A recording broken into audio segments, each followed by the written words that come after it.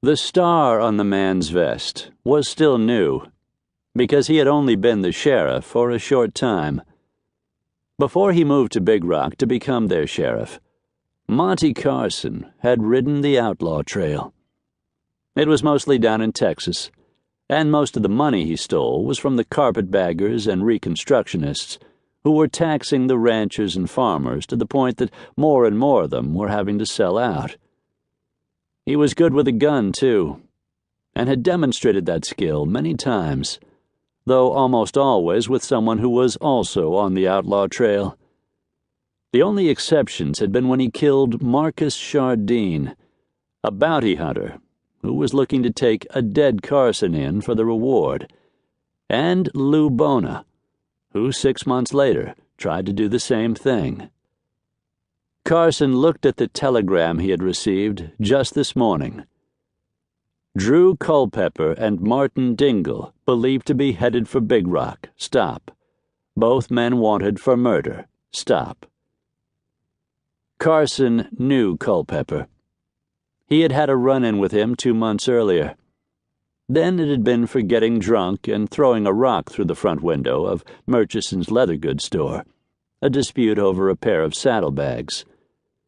Carson had forced Culpepper to pay for the damages, and Culpepper, before he left town, had uttered some threat about getting even.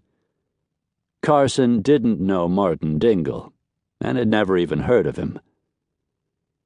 Laying the telegram aside, the sheriff walked over to the stove, and using a rag to protect against the heat, picked up the blue steel pot to pour himself a cup of coffee.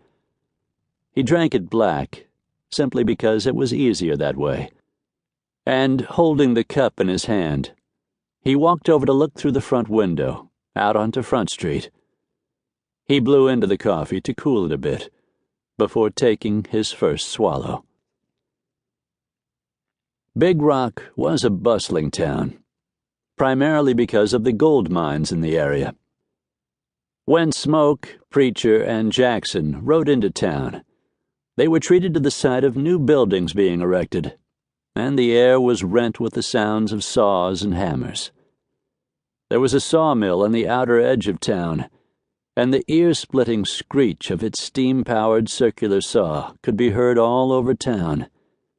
There were freight wagons moving up and down the streets, and the boardwalks on each side of the street filled with people conducting commerce.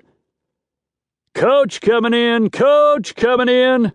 someone shouted, and looking around, Smoke saw a team of 6 horses coming into town at a gallop. The stagecoach behind the team was rocking left and right as it was pulled at a rapid pace north, up Tanner Street. "Surely he didn't run that team like that out on the road?" John asked. Preacher chuckled. "No, they just like to make a point of arriving and leaving at a gallop," he said. "It calls attention to 'em, and makes some people think that maybe the whole trip is fast like that." They passed the Delmonico Cafe. "Now that's where we'll eat, after we have us a few beers," Preacher said. "Ain't no finer cafe in all of Colorado. Course, I ain't et in every cafe in Colorado." The 3 men stopped in front of Longmont's saloon. Preacher and Smoke dismounted, but John remained in his saddle. "I appreciate what you men are doing," John said. "And while I can buy my own beer, I'm not so sure I should be wasting money by eating in a restaurant, especially if I'm going to have to buy a pack mule." "Don't you be worrying none about that," Preacher said.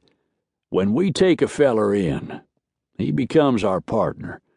We ain't gonna let you go thirsty or hungry or without a mule." "We'll be buying all that we need," Smoke said, "and you won't be beholden to anyone. This is just the way we are out here." "I shall be in your debt then, and I fully intend to discharge that debt at my earliest opportunity," John insisted.